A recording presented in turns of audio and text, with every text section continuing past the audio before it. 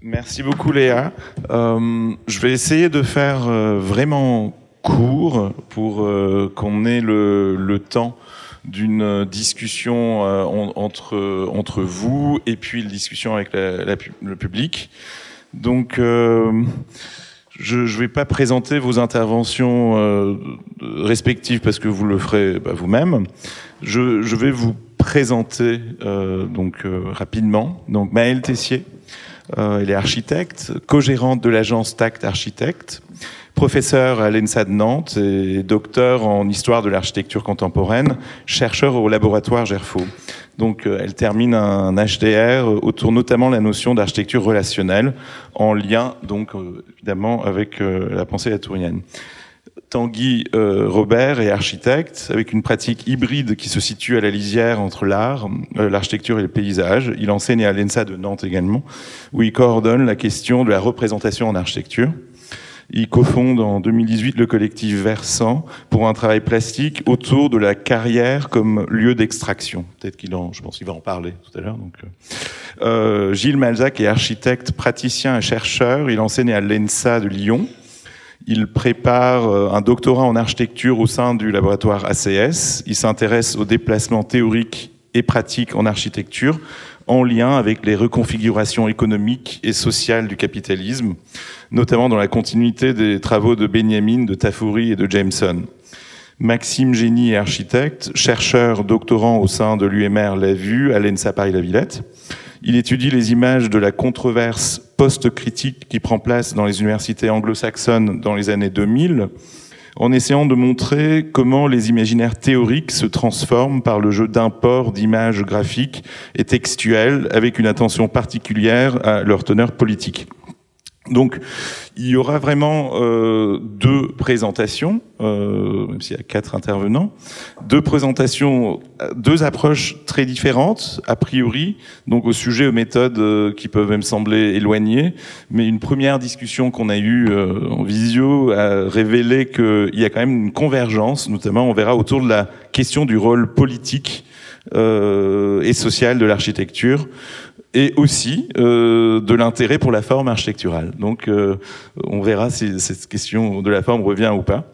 Ce serait voilà, la discussion, on verra après, mais peut-être qu'elle pourrait tourner autour des positions de l'architecte, des positions de discours et postures de l'architecte, et les terrains de ces conflits, dans une perspective dialectique entre théorie et pratique, entre autonomie et hétéronomie, entre matérialisme historique marxiste. Donc on va peut-être retrouver un petit peu la question abordée au départ par Jean-Louis Violot.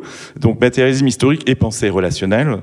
Et puis entre distanciation par des formes abstraites et ancrage par des formes terrestres et des forces telluriques. Voilà. La parole. Bonjour à tous, merci Jeanne pour cette présentation. Donc en effet, on a répondu, Tanguy et moi, à cet appel à contribution, sachant que on a un compagnonnage depuis plus de 20 ans de travaux parallèles, mais avec peut-être une passion autour de l'architecture, des mondes de l'architecture, de l'art, du paysage. Et c'est la première fois qu'on essaye en binôme cette contribution aussi. Voilà. Quand on a remis l'appel, on l'a appelé « Devenir ravaudeur, toucher le monde, tisser l'ordinaire ». On va revenir dessus tour à tour. Tanguy d'abord en présentant par sa pratique ce que l'on peut revêtre la notion du toucher du monde, et moi plutôt par ma pratique également plus architecturale de cette notion du tisser l'ordinaire. Je voulais faire une micro-introduction au tout début en fait autour de architecture et philosophie. Alors je crois que je peux te parler en nos noms, on n'est pas absolument pas on est des lecteurs de Bruno Latour, on l'écoute dans des podcasts, mais en aucun cas on pourrait se dire expert de Latour ou même dans mon HDR actuel, ça fait partie en fait de l'environnement de pensée, mais ce n'est qu'une partie de l'environnement de pensée. Et c'était important pour moi de l'introduire autour de la notion d'architecture et philosophie, par contre, parce que la philosophie, notamment un doctorat que j'ai soutenu en 2012, mais commencé dès 2005, à la sortie de mes études d'archi, s'est tourné autour de la rencontre avec la phénoménologie. Moi, je suis rentrée en philosophie à partir de la phénoménologie, et pas à pas, ça m'a amené à m'intéresser peut-être plus à la question écologique et aujourd'hui à la question qu'on pourrait dire écosophique. Et dans cet environnement de pensée, voilà, t'es tout petit, donc je suis un peu désolée, mais il y a la tour, mais il y en a plein d'autres.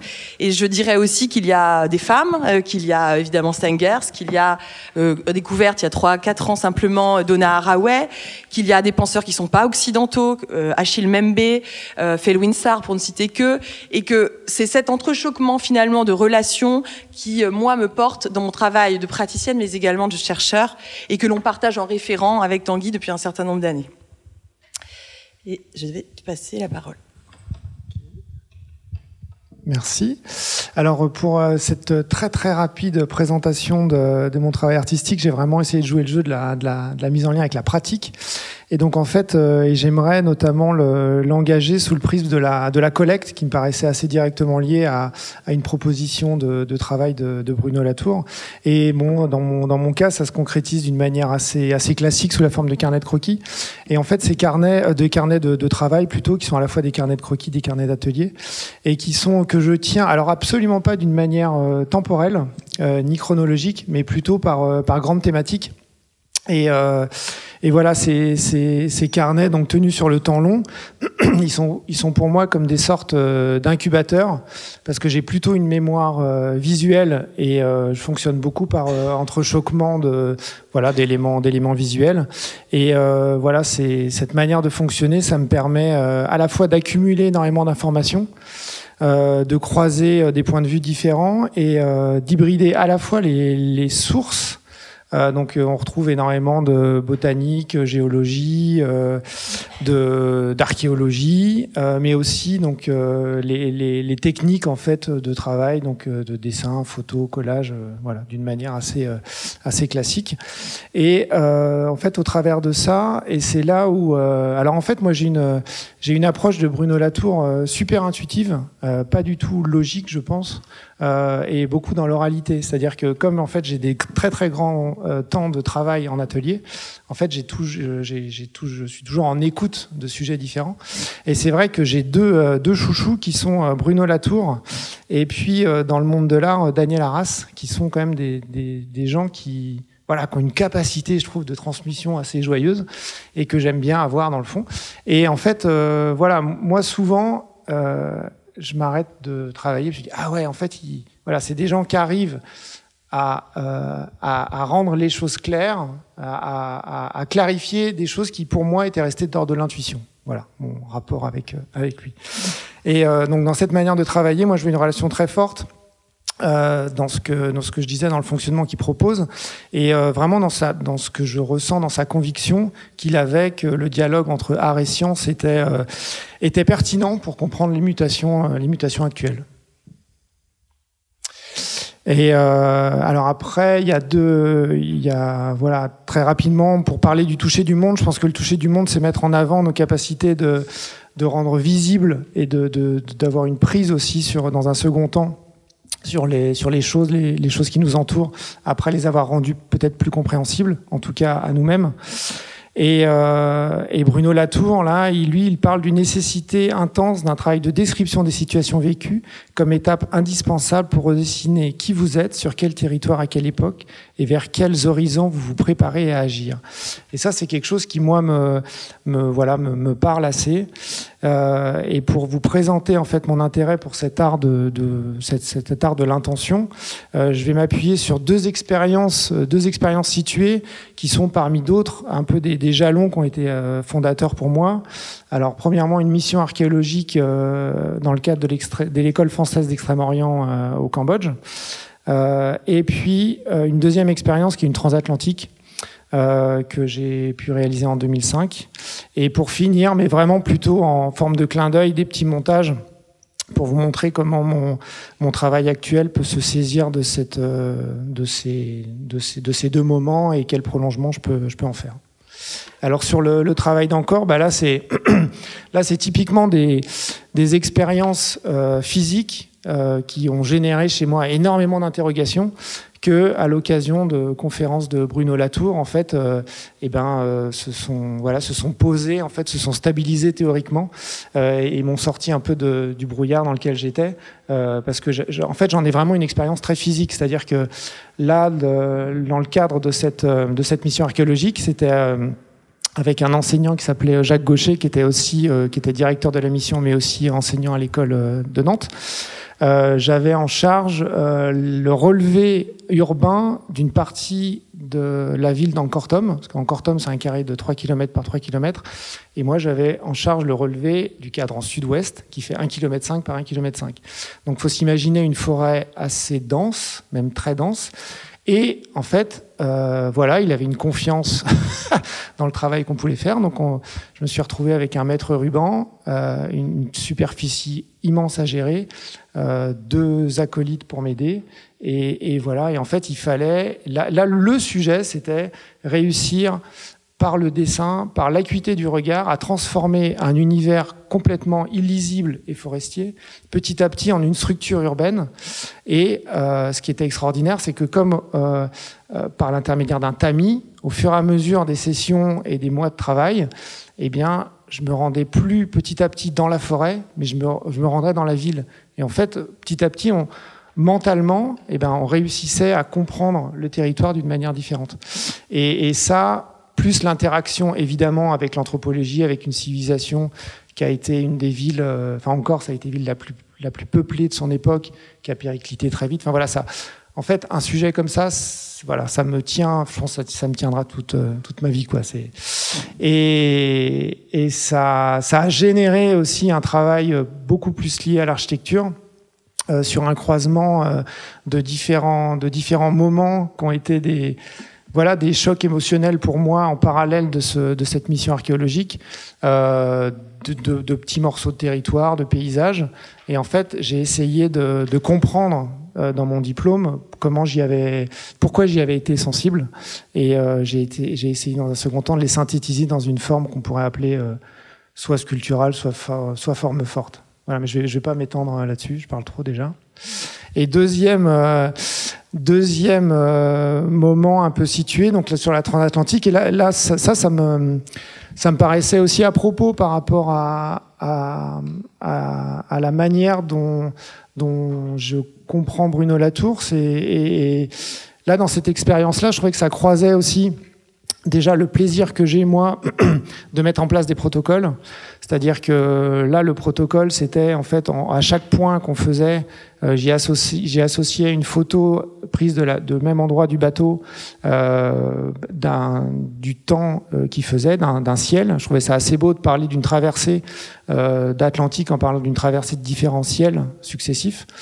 J'aime bien aussi décaler les protocoles, c'est-à-dire que utiliser des protocoles scientifiques sur des sujets qui a priori ne le sont pas. Et puis cette traversée, forcément, ça reposait fondamentalement notre situation, en tout cas mon moi par rapport au monde et à la cartographie, parce que forcément, en fait, ça remet un peu tout en jeu. Et ça, c'est un peu un jeu de poupée gigogne, c'est-à-dire qu'à la fois, il y a le sentiment d'immensité, qui peut être parfois effrayant, d'un horizon continu, mais je me suis aussi amusé à me dire, mais en fait, qu'est-ce que je vois vraiment ? Et en fait, de la hauteur du bateau avec l'angle d'incidence de la Terre, en fait, je me suis rendu compte que je ne voyais que 80 km². Et donc, en fait, mentalement, ça devenait complètement différent, parce que ça veut dire que je me déplaçais avec un cercle infini, mais uniquement de 81 km², et qui était un sans cesse recommencement d'une position de 80 km². Et ça, par rapport à tous les travaux d'Alexandra Arène qui m'ont subjugué sur sa cartographie inversée, enfin, ça me rappelle ces expériences-là. Et quand je parle de poupée russe, c'est aussi que sur toute cette question de zone critique, là, ça rejoue encore les choses. C'est-à-dire que d'un seul coup, on sait qu'au milieu de l'Atlantique, on a 5 km d'eau sous nous.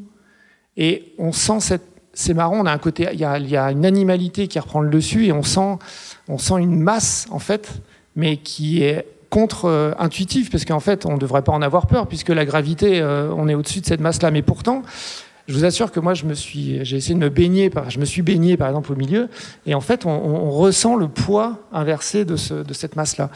Et dernière chose, dans la poupée Gigon, c'est aussi évidemment que le bateau, c'est un élément fini, et que là, on retrouve tout ce questionnement sur la possibilité, à un moment, de faire un inventaire absolument exhaustif de notre environnement, qui nous est à la fois vital et qu'on ne peut pas étendre dans le cadre d'un bateau, et qui nous est nécessaire pour survivre. Et ça, c'est juste le clin d'œil. Ouais, du travail actuel, mais on pourra y revenir plus tard. J'enchaîne juste en transition, se dire aussi que ce mot du toucher du monde, moi, ça fait partie de Jeanne l'évoquait d'un mémoire que j'ai rédigé dans le cadre d'une HDR qui s'intitule Pour une pensée architecturale relationnelle, et avec deux parties, l'une qui s'appelle le toucher du monde et l'autre le tissage de l'ordinaire. Et le toucher du monde, bon là Tanguy nous relate ses travaux, mais il y a vraiment ce sentiment aussi qu'on travaille par une pensée que je nommais de d'effleurement, de rapprochement, d'approfondissement, avec tout un spectre d'images en fait qui nous entoure. Et ces images, c'est aussi soit des artistes, des scientifiques, des photographes, des architectes. Et c'est en fait, c'est des petits atlas d'images qu'on a jalonnés pour cette présentation, mais moi, c'est des dispositifs dont je me sers dans cette HDR pour se dire, ok, il y a nos pratiques, mais en réalité, on est environné de plein de pratiques extrêmement stimulantes. Et je trouve dans une période dure, âpre, fragmentée, en fait, de réussir à récolter et rassembler, en fait, à la fois des penseurs, mais aussi, plein d'autres acteurs, on va dire, pour reprendre un des mots qui a été beaucoup dit, ça nous fait aller de l'avant. En quelques mots, là on est complètement dans le noir, vous voyez peut-être bien l'écran du coup. Une pratique architecturale, moi ça fait 20 ans que j'exerce, ça a été un souhait dès le départ d'être dans la pratique architecturale, et 20 ans après le souhait de toujours être un peu au combat, mais que j'espère qu'il continue à être joyeux. Une pratique qui est d'abord 10 ans dans une agence qui s'appelle Formasis, et puis 10 ans aujourd'hui dans une agence qui s'appelle Tact, que je partage avec 2 associés, mais surtout avec une équipe de 10 personnes, et que c'est de cette équipe, je crois qu'on est combatif grâce à l'hétérogénéité de cette équipe. Ce qui m'intéressait aujourd'hui, c'était d'abouter ces 2 mots du tisser l'ordinaire. Alors, je vais juste, j'avais surligné, évidemment c'est tout petit, c'est un peu illisible pour vous, mais j'avais surligné quelques mots, et je vais juste lire rapidement. Dans une époque où l'ordinaire est largement malmené, car les conditions de possibilité de son établissement en sont extrêmement dégradées, et où il devient difficile d'habiter pour une grande partie de la population, il nous semble que le tissage de l'ordinaire devient l'une des tâches majeures à laquelle l'architecte doit s'atteler. On n'a pas forcément beaucoup parlé depuis le début de la journée, mais on peut pas parler de tout, mais l'objet de nos travaux à l'agence, c'est cette figure de l'ordinaire, c'est-à-dire des contextes finalement qui sont souvent le commun de ce que l'on traverse tous en réalité, et souvent aussi un travail à partir des existants. Alors ça, c'est un mot dont on parle beaucoup, et ce travail à partir des existants, c'était intéressant. J'ai beaucoup apprécié l'intervention tout à l'heure de l'agence Parc, parce qu'en fait nous on vit les mêmes choses, une espèce de technocratie qui nous ensevelit, et quelque part à partir de bâtiments soit vernaculaires soit existants, tout le monde est un peu désemparé, parce que il faut arrêter de raser les choses, faut faire avec. Alors faire avec, ça rentre pas dans les moteurs de recherche. Quelque part c'est encore un espace de liberté que cette affaire de l'existant. Alors peut-être pas tous, mais en tout cas peut-être les choses à partager aujourd'hui, c'est évidemment l'atterrissage. Il est mon concret du monde. Il est au jour le jour dans une fabrique de l'architecture, d'être dans les chantiers, d'être dans cet ordinaire où des mondes quand je disais fragmentation du monde, je le crois sincèrement. C'est-à-dire qu'on en a parlé avec les ingénieurs, à côté des élus qui sont eux-mêmes à côté de des permanents de la métropole. On se retrouve avec une multiplicité d'acteurs partout, et en réalité, tout ça n'est pas tissé ensemble. Et donc, comment finalement on peut redonner grain à ce tissage, et comment et c'est ça que moi qui me meut au quotidien, et qui même si les bras des fois tombent, en fait, même si des fois l'énergie tombe, en même temps, on arrive à faire sortir aussi des projets de terre. Et ce concret qui sort, eh bien, en fait, il redonne une vitalité assez inouïe, parce qu'en fait, l'ordinaire, c'est surtout l'habitat. Et l'habitat, l'habitat, de voir à un moment on peut donner du plaisir, participer au plaisir d'habiter. Je trouve qu'aujourd'hui, ça fait du bien, en fait. Donc, la pratique, elle peut faire du bien aussi. Et c'est, voilà.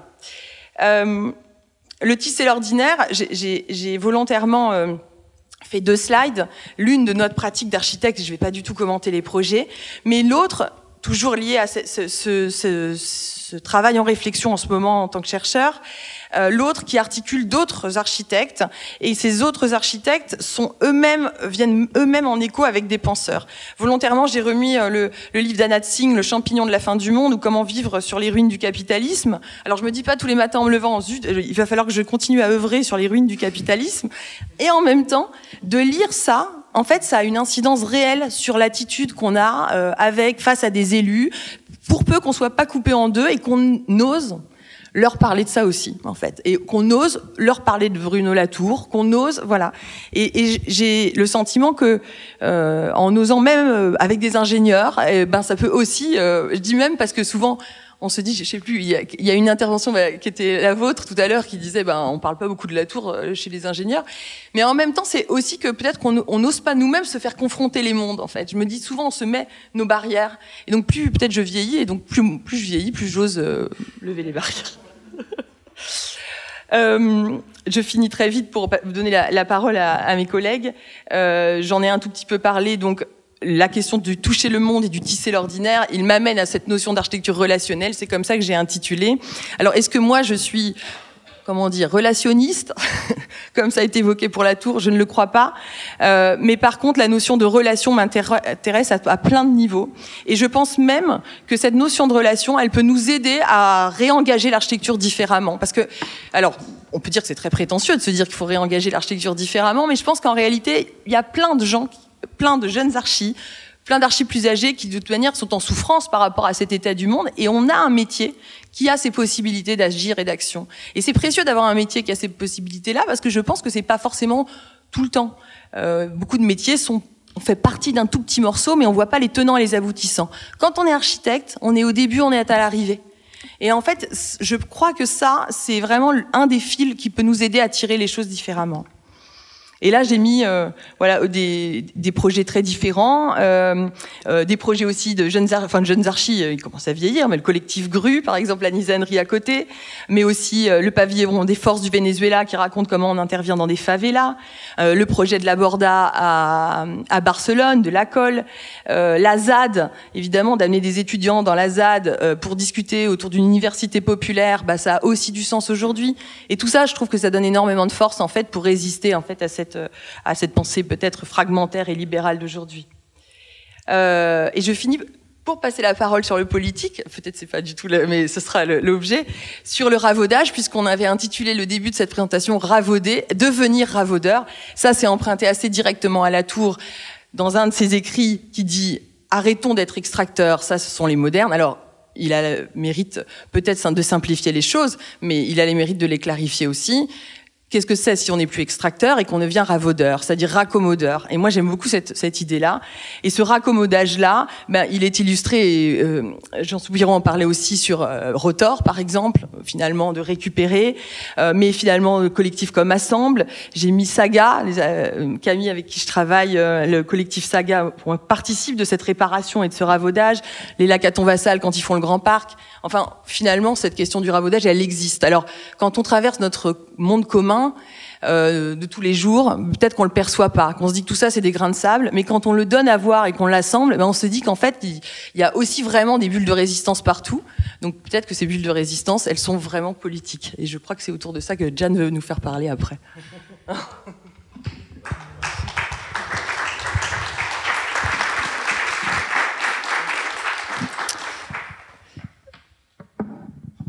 Merci beaucoup. Merci aux personnes qui ont organisé ces journées de nous avoir permis de venir. Peut-être en introduction, pour me donner un peu de contexte à notre contribution à cette journée, pour dire qu'avec Gilles, on ne travaille ni avec la tour, ni sur la tour. En fait, on travaille sur des terrains théoriques qui sont un peu peut-être plus loin, mais où on a rencontré des architectes qui se saisissent du travail de Bruno Latour. Et c'est des choses qui nous ont fait réagir par rapport à des choses qui nous intéressent dans notre travail théorique et dans nos pratiques comme praticiens. Et c'est à partir de ça, en fait, qu'on a un peu développer cette proposition qui est dans un esprit de contradiction avec ce que les architectes font de Bruno Latour. Donc on va aller un peu vite, donc peut-être que des fois notre contradiction sera un peu brute, mais voilà, c'est dans un esprit de contradiction constructive dont on veut tout à fait discuter après. Donc, hop, j'ai oublié de mettre un chrono. Donc nous ne voulons pas nous risquer à juger de la bonne ou de la mauvaise lecture de ces textes à Bruno Latour, de l'utilisation de ses concepts, du respect de ses méthodes. On n'est pas assez connaisseurs de son œuvre pour se permettre ça. Mais il nous reste ce que les architectes font de Bruno Latour, s'approprier ses concepts et ses outils, les importer et les traduire dans leurs termes pour répondre à leurs intérêts et à leurs enjeux. Il nous semble que ces travaux sont mobilisés à un moment de déplacement des limites de la discipline architecturale, où apparaissent de nouvelles méthodes de pratique, de recherche et d'enseignement, et aussi de nouvelles figures, et on s'intéresse particulièrement à la figure de l'architecte comme médiateur ou comme diplomate, pour reprendre le mot de « Why do architects read Latour ?» Alors, de la même façon que pour d'autres grandes figures intellectuelles, on pourrait se demander ce qui, chez Latour, résonne et a déjà résonné pour les architectes dans des moments de changement. Dans nos lectures autour de Bruno Latour, dans nos pratiques théoriques, puisqu'il nous a été proposé de partir de là, nous avons observé un moment autour de l'an 2000 où Bruno Latour prend part de façon directe puis indirecte à plusieurs controverses. Et évidemment, nous n'avons pas résisté à la tentation de nous plier nous aussi à l'étude de controverses, quoique peut-être pas en bon latourien. Ces controverses articulent des considérations éminemment politiques, ce qui n'étonnera pas puisque Latour a une définition politique des sciences. Ces controverses tournent notamment autour de l'existence du capitalisme et de la pertinence de la posture critique. Et elles nous semblent apporter un éclairage notable qui soulève de nouvelles questions à propos de la situation actuelle des architectes. La première scène que nous avons regardée a lieu en France au sein de la revue du MAUS, donc le mouvement anti-utilitariste en sciences sociales, en 1997, avec la copublication avec Michel Callon de « Tu ne calculeras pas » ou « Comment symétriser le don et le capital », suivi de la brève réplique d'Alain Caillé à ce texte. Pour résumer sommairement cet échange, Latour et Callon proposent de symétriser don et échange calculateur pour les hybrider et montrer que ces deux paradigmes de l'échange auraient entre eux, au final, assez peu de différence, là où le MAUS pose une séparation radicale entre ces deux modalités d'échange. Selon les auteurs, donc Callon et Latour, la différence n'est que formelle, elle ne tient qu'à un formatage. Les modernes placent l'échange sous l'autorité du marché, là où le don peut se placer sous une autre autorité, religieuse par exemple.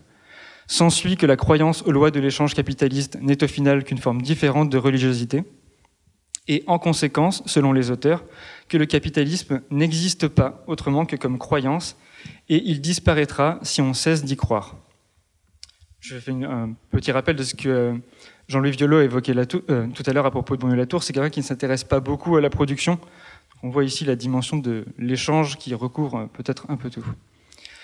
Ce qui est important pour nous, c'est que Latour n'a jamais abandonné cette position.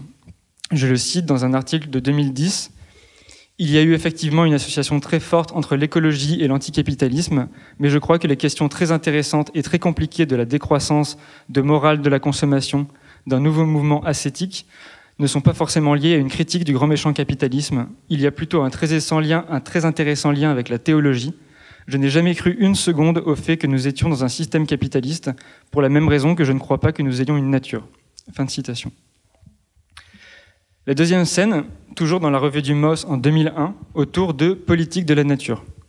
La discussion tourne autour de la dimension politique des propositions de Latour dans son ouvrage, où il propose de refonder la philosophie politique et de rénover la démocratie.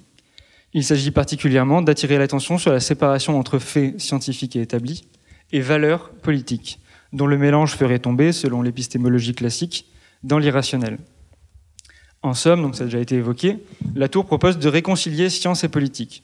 Comment ? en donnant plus de parole, enregistrer toutes les propositions, toutes les entités instituées, toutes choses, intégrer tous les acteurs dans la discussion, acteurs scientifiques, militants, institutions étatiques. C'est une hypothèse de recomposition qui pose les deux questions suivantes. Combien sommes-nous et pouvons-nous vivre ensemble? C'est-à-dire, comment pouvons-nous ordonnancer un collectif? La mise en œuvre de cette hypothèse reposerait sur la mise en place de procédures rénovées de la démocratie. Or, selon Alain Caillé, si Politique de la Nature propose de faire entrer les sciences en démocratie, un des effets pervers de l'opération est peut-être de faire disparaître la démocratie elle-même, à rendre introuvable cette association qu'on appelle à l'infini.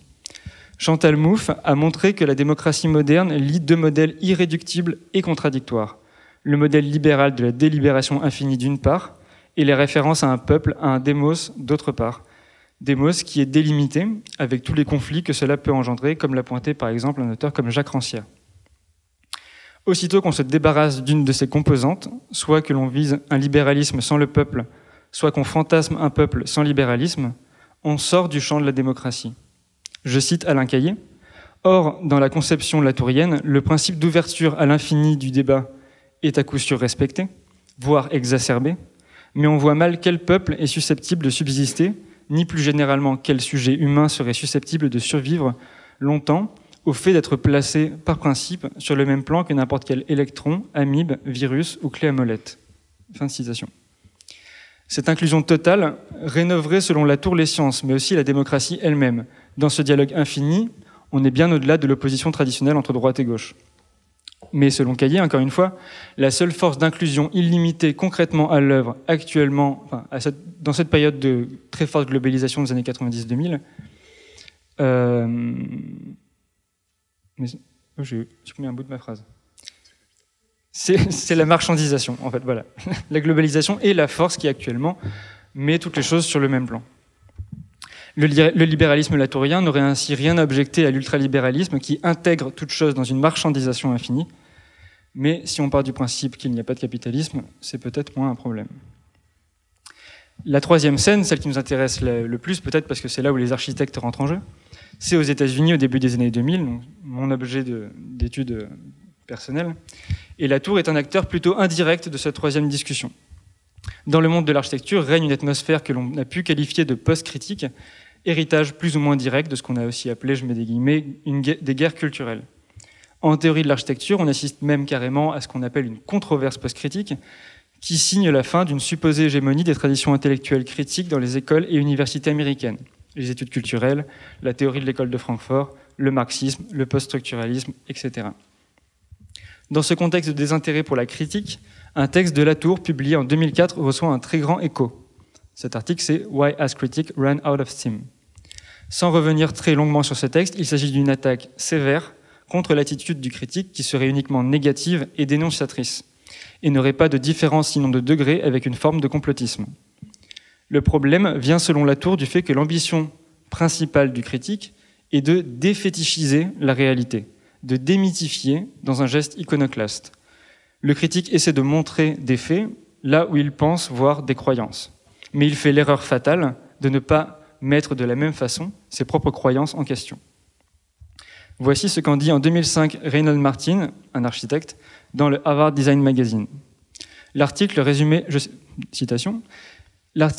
les efforts de Latour pour remplacer une épistémologie imprégnée d'esprit de révolte et de politique radicale par un nouveau réalisme fondé sur des sujets de préoccupation toujours contestables, plutôt que sur des faits incontestables. Pour Latour, la critique est fondamentalement le code du marxisme qu'il s'efforce, avec d'autres modernismes et leurs tendances dénonciatrices, de dénoncer et de remplacer par une version vaguement postmoderne du pragmatisme américain orienté vers la rénovation des institutions de la démocratie parlementaire. Fin de citation. Et en guise de conclusion, Latour proposait un nouveau réalisme reposant sur la méthode de la description qui, je cite Latour, ajoute de la réalité aux faits là où la critique en soustrait. Fin de citation. Description qui ramène les objets à nous pour en faire des sujets de préoccupation et de controverse. Il y a donc une réception de Latour autour de la question de la critique et qui diverge des lectures précédentes qu'on a pu faire de son travail dans les années 90 et dont a parlé Christophe Camus ce matin par exemple, ou d'autres lectures plus récentes autour des travaux de Alben Ayaneva. Cette réception qui nous a fait réagir Elle se passe autour d'un débat où Latour intervient en articulant plusieurs propositions fortes sur l'importance du capitalisme, sur une conception de la politique comme une forme libérale de démocratie délibérative, où la question du conflit est assez marginalisée, et un rejet de la critique comme prémisse épistémologique, et la définition d'un nouveau réalisme construit sur la méthode de la description. C'est indéniablement ce dernier aspect qui semble avoir eu la plus ample et pérenne réception dans notre discipline, mais nous souhaitons souligner que l'intérêt pour Latour passe aussi par la dimension non critique de son épistémologie. C'est cet aspect qui, sur nos terrains d'études théoriques, rencontre les dynamiques d'une scène théorique architecturale dans une phase de dépolitisation qui répond à la large politisation de notre discipline dans les années 60 et 70. Mais Latour n'apporte pas seulement une porte de sortie méthodologique à un monde de l'architecture mal à l'aise avec une critique qui a toujours semblé miner de l'intérieur sa puissance d'agir. Sa pensée a aussi répondu à une demande très ancrée de ramener du matériel et du vivant, comme l'a rappelé aussi Jean-Louis Violot, dans nos pratiques. Et nous pensons que c'est là son plus fort pouvoir de séduction. Elle a suscité un intérêt fort louable pour les objets, la matière, les choses qui avaient parfois été un peu trop éloignées de la théorie et de l'exercice de l'architecture.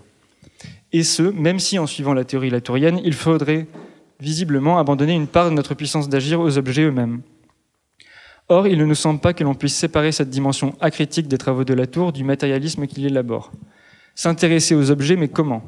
Selon Latour, il faut les traiter en égaux. Et il s'agit là bien plus que d'un impératif éthique adressé aux designers. Il faut les traiter en égaux car ils auraient la même agentivité que nous. Nous touchons là à ce qui nous semble être le nœud de notre désaccord. Il ne nous semble pas que le matérialisme latourien nous permette de faire face aux immenses défis qui concernent notre discipline aujourd'hui.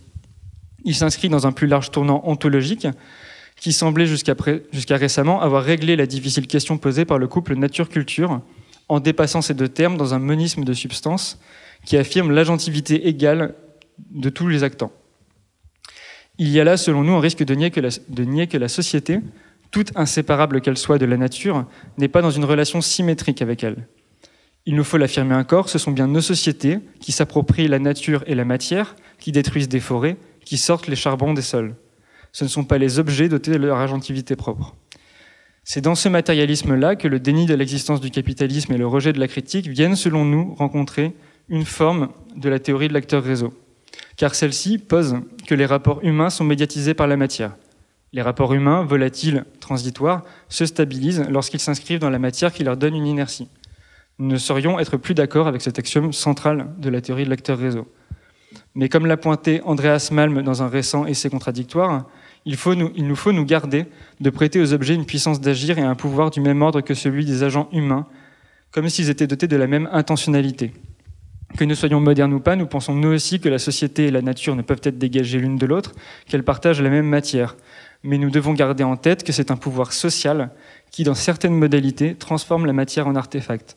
C'est pris dans un processus historique au sein de rapports sociaux souvent conflictuels que nous nous approprions la matière, quand bien même celle-ci peut parfois et souvent nous résister. Il nous semble délicat de traiter les objets que nous utilisons, nos institutions, la matière avec laquelle nous construisons, en pensant qu'elles ne s'inscrivent pas historiquement, dans des rapports sociaux qui sont marqués par ce qu'il faut bien appeler capitalisme. Merci Maxime. Alors comme vous le voyez, on s'est livré dans un premier temps à un premier travail de périodisation de la pensée de Bruno Latour, en suivant un impératif qui avait déjà été formulé en son temps par Frederick Jameson dans un propos liminaire de Political Unconscious, celui de toujours historiciser partout et tout le temps. Alors ce présupposé historiciste nous amène moins dans notre intervention à considérer la pensée de Bruno Latour avec laquelle nous nous entretenons, mais plutôt les interprétations à travers lesquelles nous tentons de la confronter, de nous l'approprier ou de la réécrire à travers un maître code particulier qui a été évoqué par Maxime, joli lapsus, par Maxime, le matérialisme historique. Alors, moi, c'est fait. Alors cette archéologie, elle fait émerger d'autres lectures. Elle met en évidence une cohérence générale dans la pensée de Bruno Latour, par devers ses déplacements épistémologiques ou disciplinaires. Ainsi, comme l'a dit Maxime, d'une première scène à la matrice théologico-politique, nous passons à un questionnement sur le contractualisme et la démocratie délibérative parlementaire, jusqu'à un recalibrage de la critique débarrassée de toute négativité substantielle. Alors selon nous, cette cohérence générale dans la pensée de Bruno Latour, elle passe avant tout par le dynamitage continu des opérateurs et catégories modernes et ou issus du matérialisme historique. En premier lieu, ça a été dit, le capitalisme, mais aussi la nature, la société, l'environnement, la critique et plus récemment la classe. Alors ce refus d'opérer un tournant historique chez Bruno Latour, l'histoire est entendue pour nous comme une visibilisation des rapports sociaux responsables de domination, de dépossession, et d'une mise au travail des humains comme des non-humains, elle se fait au profit d'un nouveau réalisme dans lequel le réel signifie moins l'histoire que l'absolu, ou encore, comme l'a dit Jean-Louis Violo, le métaphysique. Alors, il nous semble justement essentiel d'interroger les différents points aveugles fabriqués par ce tournant non consenti chez Latour, d'autant plus urgent que nous constatons continuellement, ça a été dit notamment par Maël, nous constatons des niveaux d'abstraction et de financiarisation jamais atteints par le capitalisme. Comment, on peut se poser cette question-là, comment une fois débarrassée des catégories de capitalisme, de société, de classe ou encore de conflit, comment l'architecture, elle peut penser son insertion dans les rapports de pouvoir et dans ces différentes asymétries. Alors si on insiste à ce point sur la distinction entre réel et histoire, c'est que ce chiasme, pour nous, il éclaire une scène latourienne à laquelle Maxime s'est déjà référé et à laquelle on revient toujours, donc c'est celle de l'acteur réseau. Et cette dernière scène, elle nous permet de dégager deux axes à partir desquels on va articuler cette dernière partie de la proposition, donc à savoir l'agentivité autonome des artefacts, en fait, est le lieu d'un fétichisme, au sens marxien du terme, jamais vraiment exploré par les tenants du tournant ontologique, et un deuxième axe, la constitution du sujet politique et de la place des pratiques architecturales dans ce qu'on peut appeler la lutte des classes ou dans toute autre forme d'expression qu'elles peuvent prendre aujourd'hui. Alors donc ce premier axe, la théorie de l'acteur réseau, on va passer peut-être assez rapidement, mais bon, Bruno Latour nous aide à repenser donc les artefacts, y compris la technologie, comme la substance qui participe de l'organisation spécifique des relations humaines. Donc il pose des questions fondamentales à l'anthropographie des peuples autochtones d'Amérique du Sud et du miroir qu'elle nous tend et qu'elle tend à la modernité capitaliste.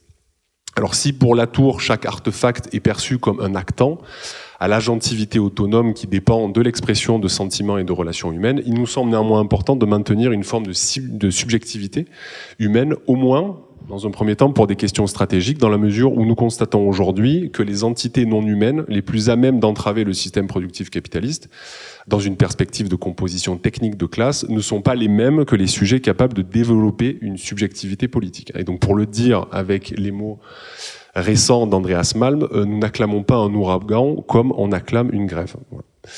Comme le souligne également Alf Hornborg, qui est donc un professeur d'écologie humaine dans son ouvrage La magie planétaire, les approches marxiennes et latouriennes de l'agentivité se contredisent. Du point de vue de Latour, la critique que fait Marx du fétichisme revient à dénoncer finalement une pratique qui est relativement omniprésente dans les groupes humains, tandis que du point de vue de Marx, la théorie de l'acteur réseau, qui octroie une agentivité aux artefacts, tout en évacuant la distinction entre sujet et objet, est une pure et simple illusion et équivaut à adhérer à un fétichisme. Alors si Latour a raison de démontrer que les processus sociaux sont le résultat de modes d'interaction spécifiques entre humains et non humains, mais bon, ça d'une certaine manière Marx le disait déjà en son temps, nous ne pouvons néanmoins nous passer d'une critique de l'économie politique dont l'objectif premier n'est pas l'adoption du fétichisme, mais bien sa destruction.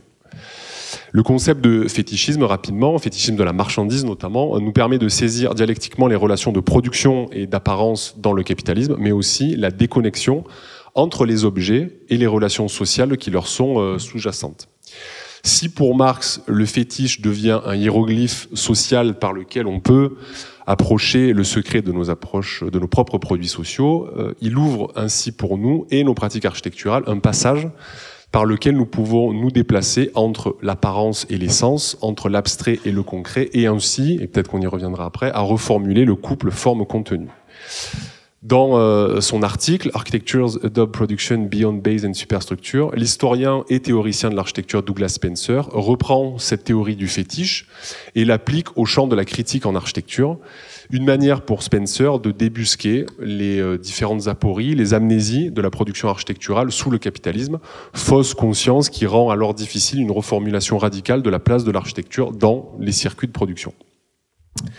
D'un point de vue stratégique et opératoire, cela signifie que pour la critique en architecture, comme une modalité parmi d'autres de la pratique architecturale, ça permet à la critique en architecture de déplacer l'attention de l'apparence superficielle des choses, le cercle magique du langage, disait Manfredo Tafuri, donc de la surface, de la représentation de l'objet, vers des dynamiques de l'ensemble du cycle économique. Donc la question du travail, en particulier, et du rôle des travailleurs en architecture, pour reprendre la terminologie de Peggy Dimmer, et plus largement la place du travail intellectuel dans les circuits de production, devient alors pour nous une question essentiellement politique et stratégique, l'inscription de l'architecture comme une branche parmi d'autres de l'histoire du travail. De ce point de vue-là, bien que dans une autre perspective, l'intérêt d'une médiation du travail par la technique nous semble pertinent à explorer pour les architectes. Cette dernière remarque, elle nous permet de basculer sur le second axe de notre critique qui a été évoqué précédemment, qui est peut-être plus en lien avec la dernière actualité éditoriale de Bruno Latour, à savoir les modalités de constitution du sujet politique face à ce que Latour appelait l'inflexion décisive qu'impose l'écologie à la politique. Et donc, concernant l'architecture, la place des architectes dans l'économie. Alors, dans le mémo sur la nouvelle classe écologique, publié en 2002, la constitution d'un sujet politique est fonction, donc pour Latour et Schulz, d'une appartenance à un territoire, une sensibilité à un lieu et aux multiples réseaux d'attachement matériel de subsistance. Voilà, ce sujet émergent est défini donc comme une géoclasse, une classe géosociale qui ne fait plus de l'expérience des conditions objectives de domination son acte matriciel. Par-delà l'opération de dévitalisation opérée par Latour et Schulz sur la catégorie de classe, qui la vide de toute tradition ouvrière, des mouvements socialistes et communistes révolutionnaires qui ont présidé à son émergence, nous pointons aussi, avec Paul Guilibert et Frédéric Montferrand, le caractère proprement performatif de cette idée d'une géoclasse. Le sujet existe de façon indépendante, sous l'effet d'un pur geste théorique, le résultat d'un décret d'existence. Cette opération a pour tâche d'invisibiliser, ou tout du moins de passer sous silence, les conditions relationnelles ou encore oppositionnelles qui préfigurent les rapports de domination, qui trouvent son expression dans la diversité des luttes contemporaines. La proposition politique de Latour et Schulz, qui finalement est un aboutissement assez logique des positions défendues dans les différentes controverses présentées par Maxime, est une rénovation, une sorte de réforme parlementariste, une discussion généralisée et continue, sans que la notion de compromis ne soit pensée comme contradictoire, ni que le conflit ne soit jamais théorisé. Nous comprenons alors à ce titre les raisons pour lesquelles les figures du médiateur ou encore du diplomate agissent puissamment sur une discipline architecturale qui introjecte sa propre dépolitisation et la neutralité de sa place au sein des rapports de production capitalistes. Alors à partir de ces quelques remarques, nous souhaitons, on va dire, finir par une sorte d'interrogation sur les types de déplacements qu'ouvrent les concepts latouriens sur la discipline, de savoir d'une certaine manière qu'est-ce que ça produit sur notre discipline. On peut s'interroger pour savoir pour quelles raisons, on va dire finalement, on préfère nourrir cette figure du diplomate, du médiateur, plutôt que d'autres figures qui nous semblent peut-être plus riches. Nous pensons notamment à la figure du producteur chez Walter Benjamin, tout à la fois figure soucieuse d'un travail sur la forme, d'une sensibilité renouvelée pour la matière, et en même temps d'un travail sur les moyens de production. Donc Benjamin nous apprend alors toujours à envisager la production architecturale dialectiquement, non pas seulement révolutionner la forme et le contenu, mais bien briser les cadres techniques dans lesquels l'œuvre s'accomplit habituellement. L'architecte doit ainsi pulvériser la belle apparence qui cache souvent le lieu secret de la production. On peut également se demander si les outils latouriens de cartographie, au-delà de leur indéniable capacité de représentation, permettent à l'architecte d'affronter les questions abordées. Dit autrement, suffit-il de cartographier un ensemble d'acteurs? Suffit-il de rendre visibles ces mêmes acteurs dans le cadre pictural ou photographique? Suffit-il de renseigner fidèlement des interrelations interspécifiques? Suffit-il de faire bouger des bâtiments pour que naisse en nous de réelles capacités d'agir, susceptibles de se confronter à la dynamique écocidaire du capitalisme. On peut penser qu'à ces différentes questions, Jacques Rancière aurait sûrement beaucoup de choses à nous dire. À cette cartographie donc latourienne, nous souhaitons opposer, dans une sorte de geste un petit peu récursif qui nous ferait revenir à la figure de Frederick Jameson, une cartographie cognitive, autre nom pour Jameson, une sorte de nom de code pour Jameson pour ce qu'il a appelé la conscience de classe, jamais réellement définie par Jameson d'ailleurs, mais qui néanmoins questionnait les nouvelles délimitations de cette conscience de classe, tout en infléchissant l'analyse des nouvelles spatialités contemporaines vers, d'une part, un travail esthétique, pour nous, qui confère à la question du projet, et d'autre part la question d'une représentation des asymétries de pouvoir au sein de la totalité et de la manière surtout de les affronter. Aux multiples questions posées, nous ne pouvons que plaider de façon, j'allais dire, assez surprenante pour une méthodologie dialectique, à la fois donc une herméneutique négative, une critique de l'architecture qui tient compte des conditions de production de l'architecture sous le capitalisme et peut-être plus spécifiquement sous sa philosophie contemporaine de gestion qui est le néolibéralisme, couplée à une herméneutique positive, la reformulation politique et la construction de nouvelles alliances. Finalement, tant que les travailleurs de l'architecture n'auront recours qu'à des moyens régressifs pour réaliser le changement social, donc peut-être le seul travail sur la forme, le refus d'opérer sur le plan matériel, d'opérer sur les cycles de production, ils risqueront inlassablement, comme le disait en son temps Manfredo Tafuri, d'emprunter les pistes tracées qui mènent au désert. Merci.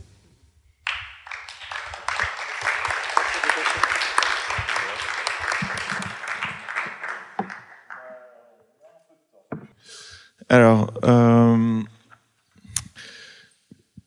ce que j'ai noté, alors pour revenir à Bruno Latour, et puis à un moment donné, quelqu'un a parlé de l'importance de la pensée de Dewey chez Latour et du pragmatisme de manière générale, parce que en gros, j'ai l'impression qu'il y a une opposition, pour le coup, de mode de pensée. Et on a d'un côté le pragmatisme de Dewey, basé sur une organisation, non pas par peuple, mais par communauté, des communautés en fait qui bougent, et donc qui est fondamentalement basée sur un modèle américain, anglo-saxon.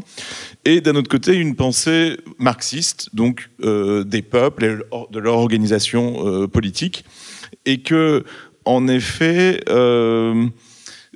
ça me fait penser à un texte de Joël Zask, justement, qui, autour de la question du politique et du public, qui à un moment donné, même dans une discussion, est confronté à une approche marxiste et qui, et du coup, pour elle, la démocratie, c'est constamment la même chose, c'est une délibération infinie, continue.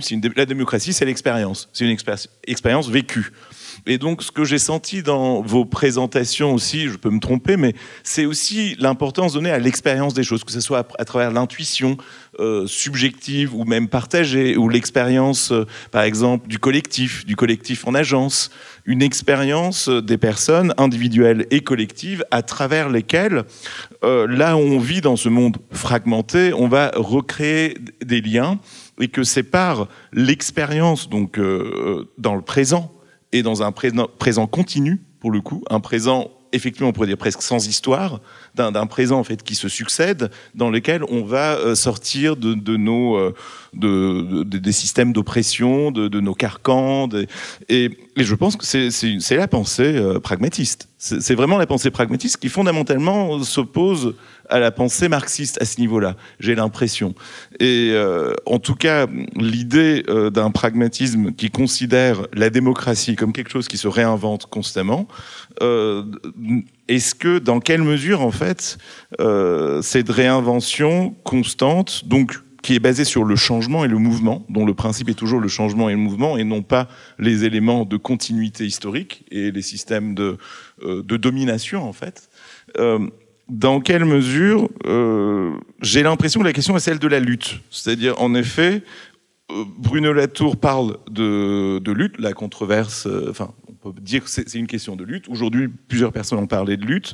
Or, vous vous dites que non, là, c'est pas de la lutte. Finalement, il n'est pas vraiment question de lutte, de controverse, mais on a l'impression que c'est des compromis, c'est de la diplomatie, mais c'est pas de la lutte.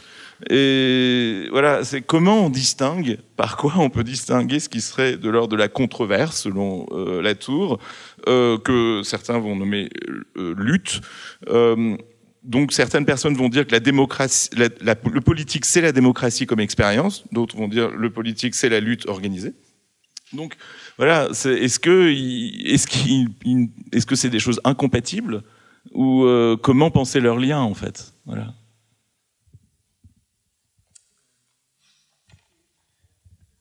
Je sais pas si j'ai essayé de faire un résumé un peu trop rapide. Ça marche, oui. Je pense qu'il y a un point de contact autour de cette question de l'expérience. Enfin, il y a un certain nombre de travaux, pour le coup marxistes un peu anciens, qui insistent sur le fait que, bon, par exemple, la classe, c'est pas un truc qui se définit, c'est qu'on partage une expérience aussi, quoi.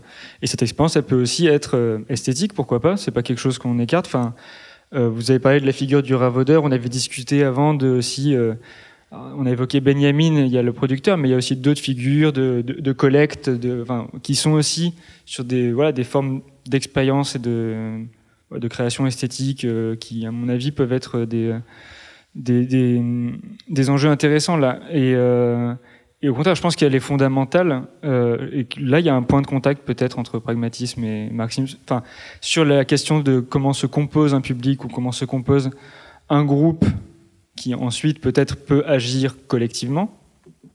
C'est parce qu'ils partagent une expérience fondamentalement. On ne peut pas décréter un groupe s'ils ne partagent pas cette expérience-là.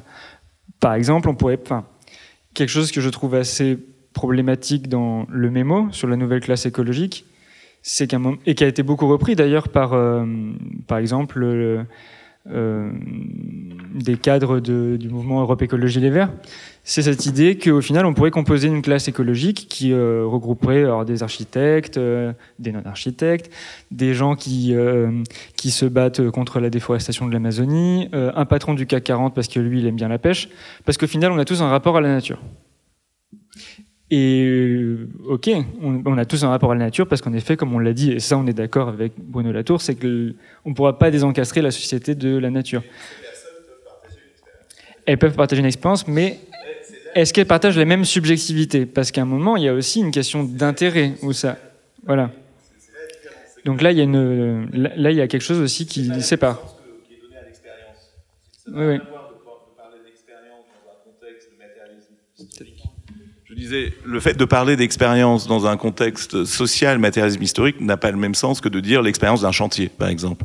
Parce que dans le chantier, on peut y voir une condition sociale, matérielle, historique, mais effectivement, il y a différentes personnes. Enfin, l'idée de dire l'expérience d'un chantier, il y a la communion, il y a des choses. Voilà, on peut y croire en ça, mais je pense que justement, c'est là qu'il y a un côté un peu mythique de l'idée de l'expérience, peut-être chez Latour, et que on retrouve un peu chez les architectes aujourd'hui. Latourien, et qu'on pourrait questionner par une lecture plus marxiste.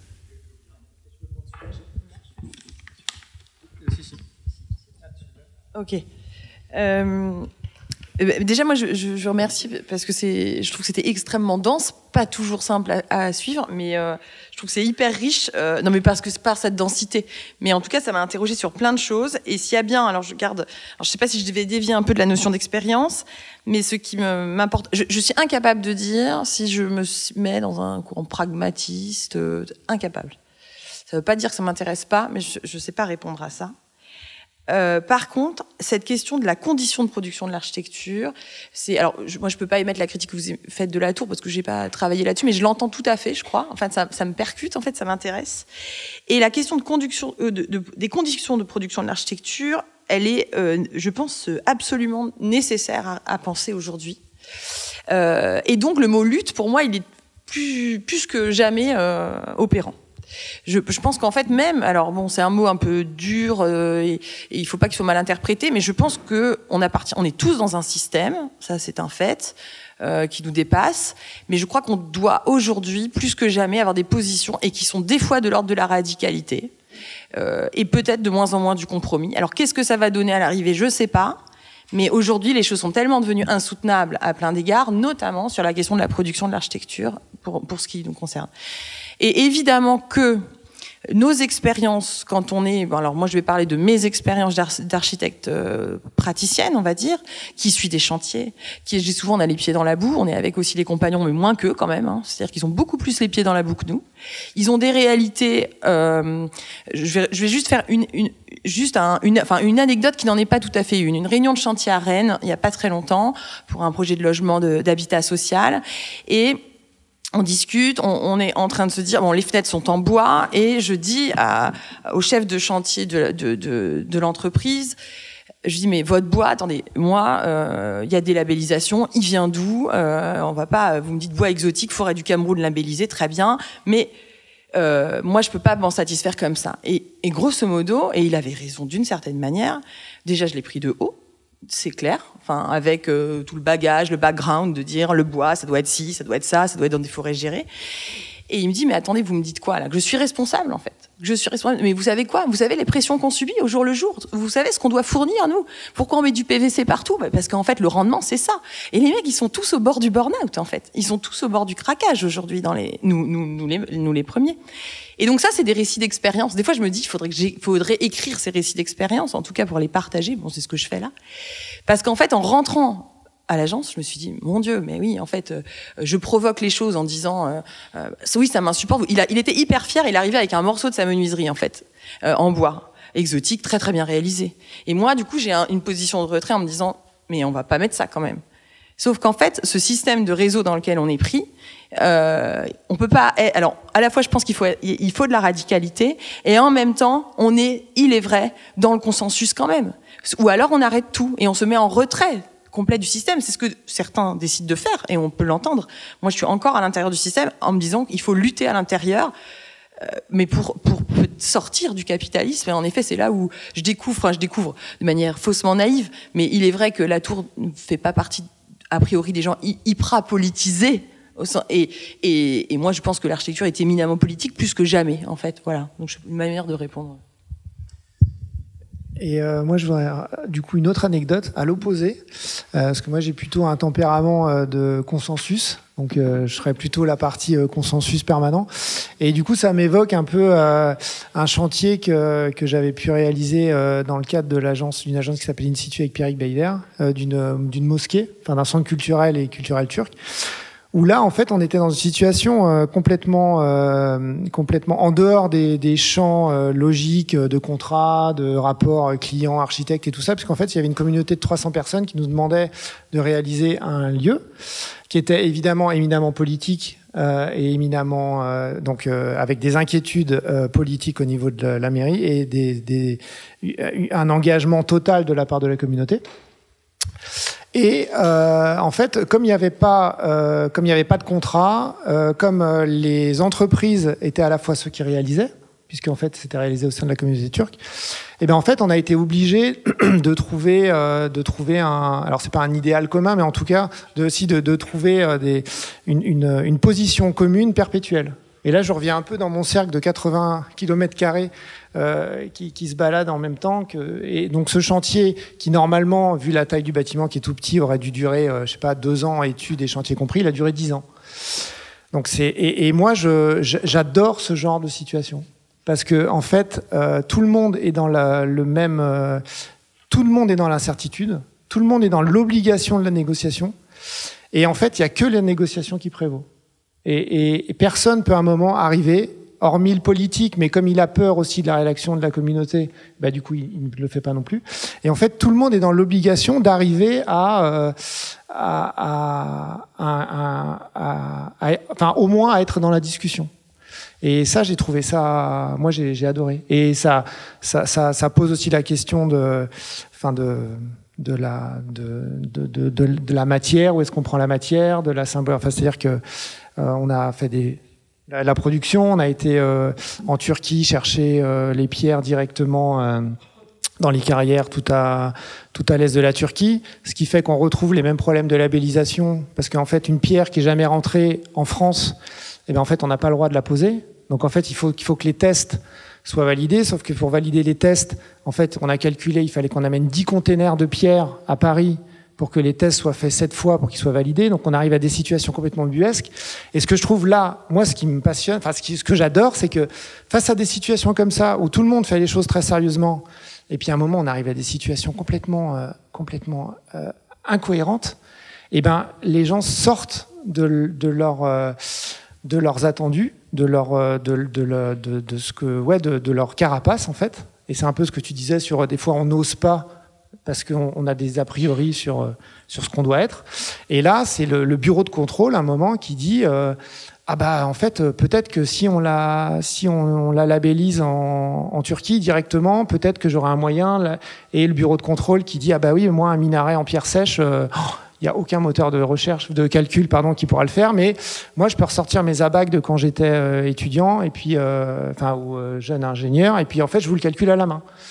Et bon an mal an, ben voilà, tout fonctionne comme ça. Donc c'est vrai que il y a un renoncement aussi qui des fois fait mal en tant qu'archi, parce que c'est le principe de la négociation, et puis que voilà, il y a des choses qui sont pas possibles. Mais d'un autre côté, je trouve ça assez joyeux dans ce que ça raconte justement au moins de. Alors c'est pas du politique au sens large, mais c'est d'une vie en commun pendant un temps donné dans le cadre d'un chantier, quoi.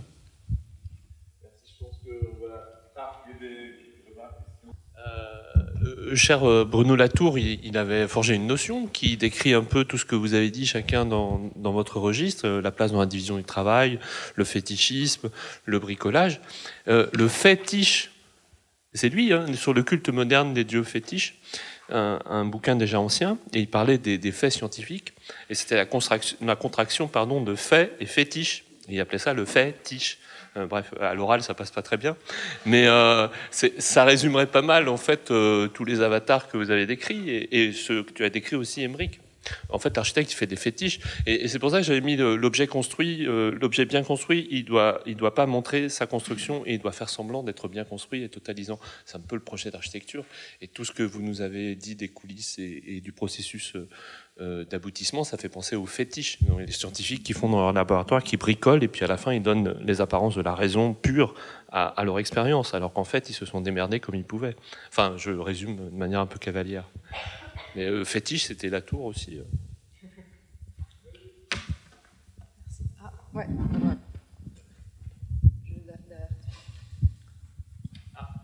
Une étudiante de Territoire Liquide. Ouais, justement, je suis juste étudiante, je suis pas architecte, et c'est un peu une remarque et des questions que je me pose. Vous venez d'en parler sur la question de la négociation, toujours, etc. Et nous, en tant qu'étudiants, je trouve qu'on apprend énormément à convaincre. Il faut faire passer son idée, faut qu'elle prévaut sur les autres. Mais en fait, on n'apprend pas à écouter. Et je trouve que c'est ça, c'est un gros souci aujourd'hui dans la communication. C'est qu'on a beau parler. Au final, si on s'écoute pas, on pourra jamais faire cette utopie de une idée plus une idée, ça en fait une meilleure. Ça sera toujours des concessions. Et je trouve ça très dommage mais je me demande comment on peut, dans notre enseignement, on peut arriver à faire passer ça, et comment on peut apprendre à écouter. Voilà.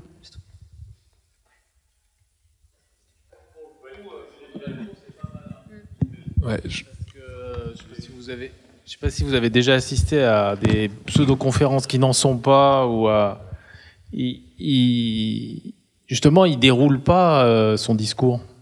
En fait, il se sert de la salle pour la faire parler et pour fabriquer quelque chose ensemble. Et c'est ce que moi je trouve assez merveilleux et ce que je trouve intéressant pour un architecte.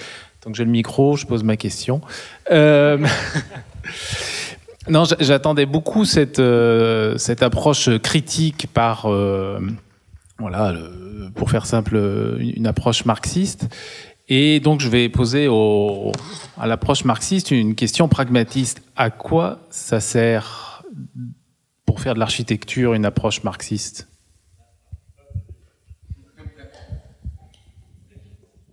En plus, il me tend le micro, très bien. Très bien. Ouais. Non, c'est marrant parce que d'une certaine manière, je m'attendais à ce type de questions et j'ai envie de dire que pour la pirouette, en fait, on est dans un colloque de Bruno Latour, donc en fait, on n'est pas dans un colloque matérialiste ni d'architecture marxiste, donc en fait, d'une certaine manière, on aurait, je veux dire, pour la pirouette, en fait, on n'aurait pas à répondre à cette question-là. Mais ça va peut-être boucler avec ce que tu disais tout à l'heure et aussi ce que disait Maël, c'est-à-dire qu'on a beaucoup insisté sur les conditions de production matérielle, bien évidemment. À quoi ça sert une position marxiste? En fait, ce serait déjà d'avoir une critique sur les productions immatérielles et notamment la place de l'architecte, parce que à la fois la position, on va dire un peu de surplomb que tu as pu avoir et cette idée que en fait à l'école on nous apprend à avoir justement une position très verticale, d'avoir un propos à imposer. Je pense que une critique matérialiste, elle interrogerait justement la position idéologique en fait de l'architecte, de voir en fait la construction historique d'où est-ce qu'on provient en fait. Voilà, cette scission entre travail intellectuel et manuel. En fait, c'est encore une fois, je veux pas revenir sur des penseurs marxistes, mais c'est au fondament, enfin c'est fondateur, on va dire même du capitalisme. Donc, et de voir en fait comment nous, les architectes, on s'est insérés en fait dans cette production-là, à travers des figures très emblématiques et canoniques, notamment comme Brunelleschi. Je pense qu'il faut voir notamment comment Brunelleschi en fait arrivait à casser les grèves en fait sur ces chantiers. C'est documenté déjà par son premier biographe Manetti. Donc une approche, on va dire matérialiste, elle ne s'intéresserait pas uniquement à la question de la production matérielle, de savoir le sourçage en fait sur la chose. C'est aussi une remise en question de notre position de domination, de notre position de classe d'une certaine manière, et donc de comment on arrive à réinterroger cette position-là. On parlait tout à l'heure de la question de la forme. Est-ce que ça passe aussi par la question du dessin? C'est-à-dire que dans la question de la médiation et de la diplomatie, en fait, nous, en tant qu'architectes, en fait, on a un opérateur qui est essentiel, c'est la question du dessin. Est-ce qu'on est prêt à le partager? Voilà, ça c'est, on peut ouvrir cette question-là. Enfin voilà, en tout cas, la réponse, une première réponse qui est bien évidemment assez incomplète, ça serait déjà aussi d'articuler une sorte de critique sur les conditions matérielles et immatérielles de la production. Seconde pirouette, c'est le balai ce soir. Non, je pense que la question, c'est pas enfin, on ne se pose pas la question comme ça, et je suis pas sûr que dans l'absolu, ça puisse se poser comme ça. De la même façon que on pourrait poser la question comme ça pour d'autres écoles de pensée, mais je pense que si on a une approche, enfin, nous on espère qu'une approche comme nous elle permet aussi de se poser une question qui est plutôt à quoi sert une approche marxiste aux architectes? En fait, à quoi servent les architectes? Et on voit bien, et c'est ça qui nous a questionnés, et qui aussi, je pense, questionne les gens qui s'intéressent à Bruno Latour, que nos rôles sont en train de changer, qu'on a de nouvelles figures qui apparaissent, qu'on voit de nouvelles fonctions des architectes dans la société. On voit qu'on construit moins. Vous l'avez montré tous les deux et les autres, qu'on est placé dans des situations de plus en plus ubuesques. Donc, enfin, voilà, je pense que la question, c'est un peu reprendre la question par peut-être l'extérieur aussi, de la poser comme ça. Enfin, moi, je vois l'intérêt de ces outils théoriques-là pour poser la question de cette manière, et pas en essayant de trouver une solution pour les architectes. Enfin, ça me paraît compliqué. Je vais bien enchaîner et réagir surtout à la question qui a été formulée sur apprendre à écouter. Évidemment, en fait, l'anecdote que je racontais sur le chantier, qui est pas de mésentente, hein, c'est justement, je crois à la question du chantier plus que tout.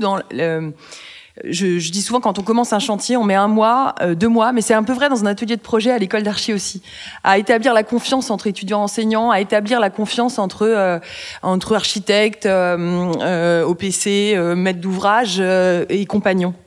Et cet établissement de confiance, il vient parce que, enfin, je parlais un peu de fragmentation des mondes, mais il vient du fait qu'en fait, par exemple, toute l'agence, on adore être en chantier, en fait, fabriquer du chantier. On a plein de galères, hein, comme tous, mais on aime ça parce qu'il y a un contact direct dans l'échange et dans la discussion. Et en effet, on se rend compte qu'à un moment, pourquoi on met autant de temps, 1 mois, 2 mois, à avoir vraiment un bon relationnel. Et c'est pour ça aussi que j'écris un truc pour une architecture relationnelle.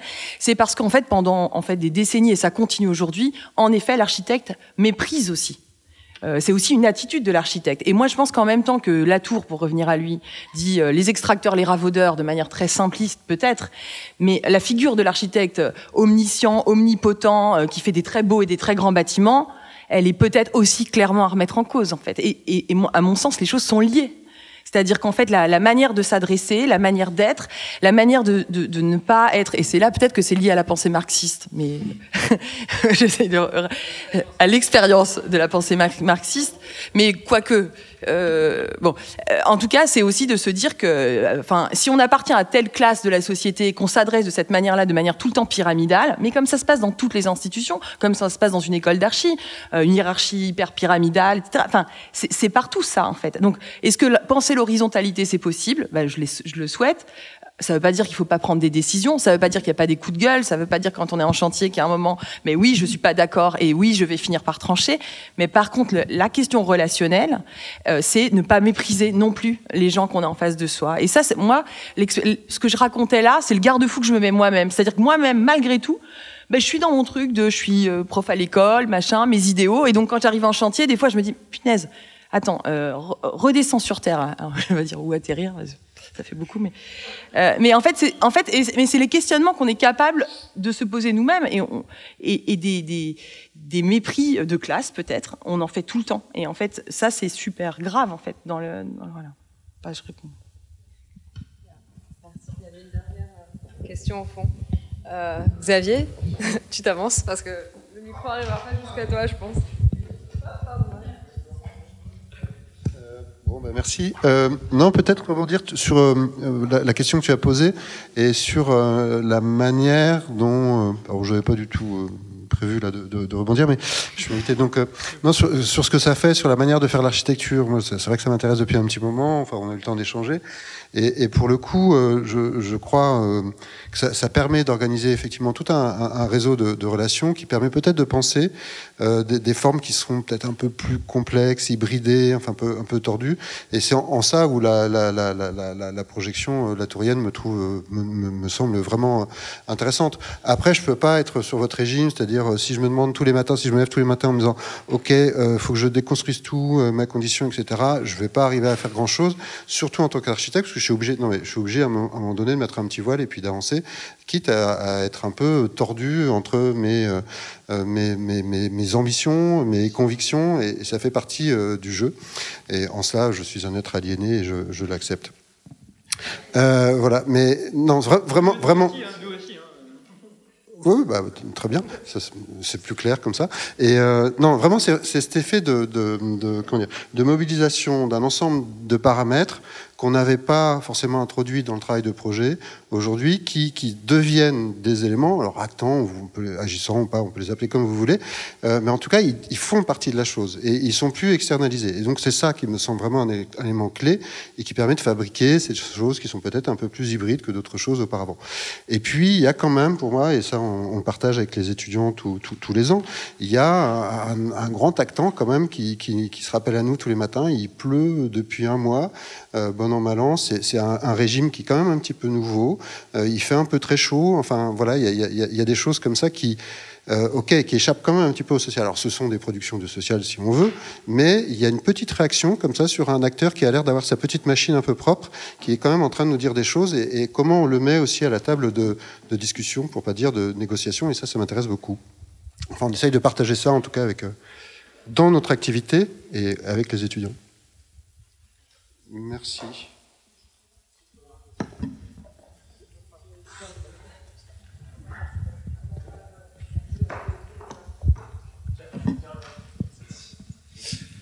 En tout cas, merci de dramatiser. Je trouve un peu, il y a une manière aussi de dramatiser des positions pour aussi clarifier des angles morts. Et je me disais aussi que cette dramatisation est importante pour justement clarifier, mais que ce serait dommage aussi de ne pas penser l'articulation. Il y a des auteurs notamment comme Antoine Chopeau et Léna Ballot qui essayent justement de tisser des liens entre le nouveau régime climatique, la pensée d'une nature, d'une non-séparation, et qui articule cette partie de la pensée latourienne avec des théories critiques et l'héritage critique. Et donc, je pense que il ne faut pas performer. provisoirement, c'est important pour se repérer et repérer des angles morts, mais il ne faut pas non plus performer une opposition, à mon sens, parce qu'il y a des choses, il y a des angles morts qui peuvent être comblés et que certains et certaines sont en train d'occuper, à mon sens, et qui peuvent être hyper fertiles. Voilà. Mais je crois que c'est sur ces sages paroles que nous allons terminer cet échange. Jacques Char aussi. Merci à toutes et tous. Merci. Merci. Avant de vous orienter vers vers le bistrot, vers le bar, on va se donner 3-4 minutes pour regarder ensemble les dessins qui ont été produits par Victor durant l'après-midi. Et en même temps, écouter Marco Assenato qui va nous proposer quelques pistes de réflexion, d'ouverture problématisée sur les enseignements de cet après-midi. Ça, ce sont les dessins de... Donc, là, on regarde les dessins de Victor, que Victor a produits pendant l'après-midi. Et en même temps, on écoute Marco nous livrer ces quelques questions. Mais juste sous forme de mots-clés, de résumé de cet après-midi très dense qui nous a restitué cette figure complexe et qui fonctionne parfois par oxymore, de catholique postmoderne, responsable dans le bien, dans le mal, d'avoir permis le retour du vivant dans la scène politique, admis que ce vivant en était sorti, qui a travaillé à travers l'impératif, un impératif d'empirisme radical, de décrire, pour aboutir sur une forme de relationnisme, disons, qui nous propose des ordres toujours négociés à travers cette méthode à tenter une pensée, par oxymore fortement ambigu, du moderne, qui serait cette époque que nous avons jamais vécue et de laquelle pourtant il faut sortir. Puis nous avons pu explorer la manière dont cette pensée traverse les pratiques des architectes et du projet à travers des formes de dramatisation qui permettent d'élargir le réseau d'acteurs ou d'actants du projet. J'étais un peu inquiété par la description du style, déjà parce que tout le style m'inquiète, mais le style ER 2020 m'avait fortement inquiété, surtout là où le projet devenait une conception, je cite, passive, optimisée. Mais bon, heureusement, je ne suis pas architecte, donc je peux me passer de cette inquiétude. Et par contre, sans doute, l'impact des lectures de Latour est important pour penser une histoire environnementale de l'architecture. C'est peut-être l'heure de repenser même les manières d'écrire l'histoire de l'architecture, une histoire de l'architecture donc plus capable d'intégrer les matériaux, les contextes dans la description, dans l'analyse, dans la critique même des manufacts et des trajectoires architecturales. Cette réflexion autour du projet me semble a débouché sur des considérations importantes autour de la responsabilité, de l'autonomie et de l'hétéronomie de l'architecture et de ses pratiques. Et puis, mais là je vais vraiment vite parce qu'on vient d'écouter la table ronde, mais pour témoigner de la largeur quand même dont cette pensée est capable, on a pu toucher, c'est peut-être le bon mot, des approches phénoménologiques, puis des mises en miroir avec la critique marxiste, la question du fétichisme, la réintroduction de l'interrogation autour de l'architecture comme forme de travail. Je terminerai en disant que je ne sais pas si si Heidegger peut être considéré un sujet capable de quelconque cosmopolitesse, ni de quelconque politesse, et je ne sais pas non plus si nous pouvons sortir du capitalisme ou négocier avec le capitalisme. Je ne sais même pas si le capitalisme est une croyance, mais je suis content de savoir qu'on peut quand même suggérer aux 3 petits cochons de changer de loup quand le loup ne nous convient pas. Ça, j'ai trouvé magnifique. Je te remercierai infiniment. Voilà, merci. Merci à Léa et à Margot pour cette journée magnifique.